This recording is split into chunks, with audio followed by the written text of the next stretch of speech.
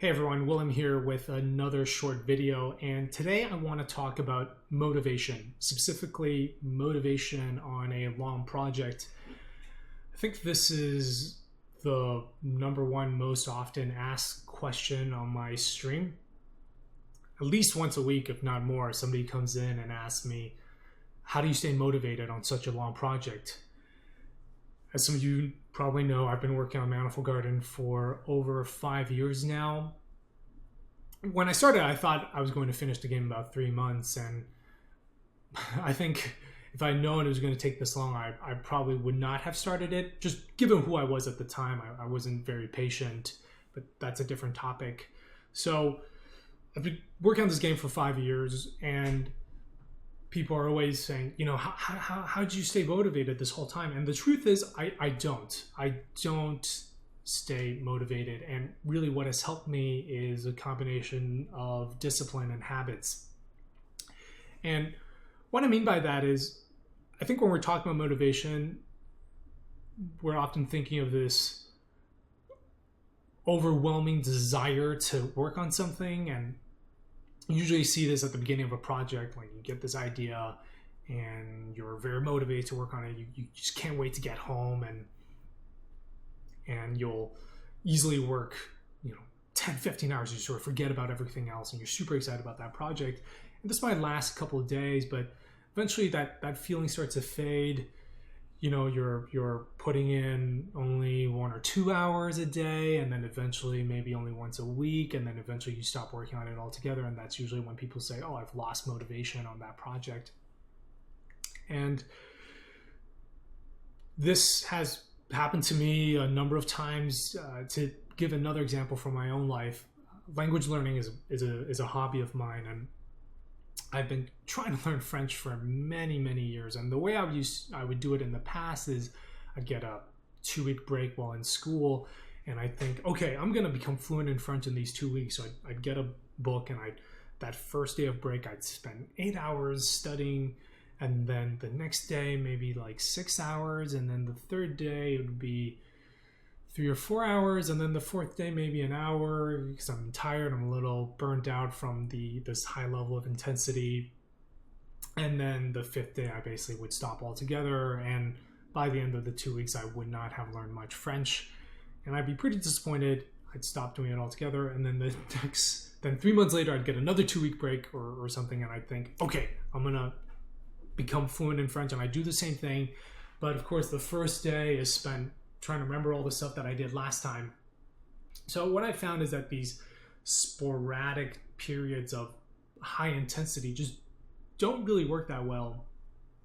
And starting last February, last March, what I started to do, instead of these random periods of intensity, I just started to make learning French part of my daily routine. So I listen to podcasts, I read the news in French, and I have a couple of conversation partners that I talk to each week, but I'm not super productive every day. I'm not spending 4 or 5 hours studying. Instead, it's probably just half an hour to an hour. And a lot of it is passive. I'm listening to podcasts while I'm cooking or while I'm walking, but I make sure to do it every day.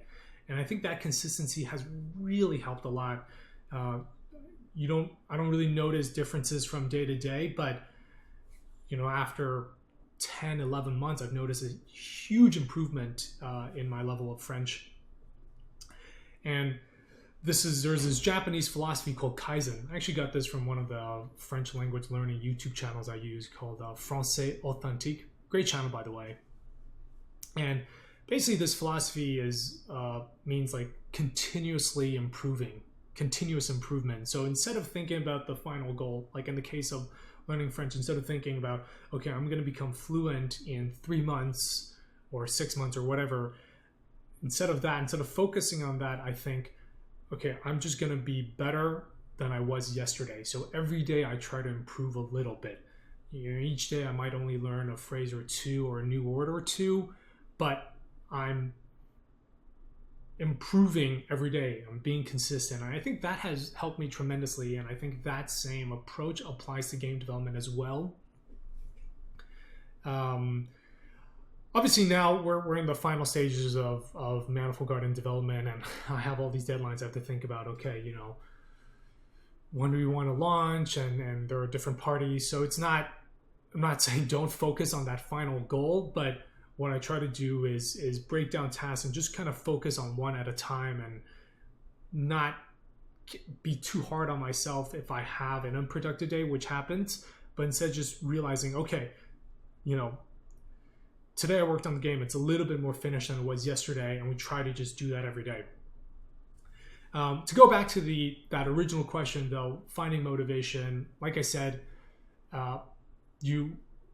the motivation doesn't come. I think in the startup project, for me, the first year and a half, I was very motivated. I'd wake up and just be excited to work on the game.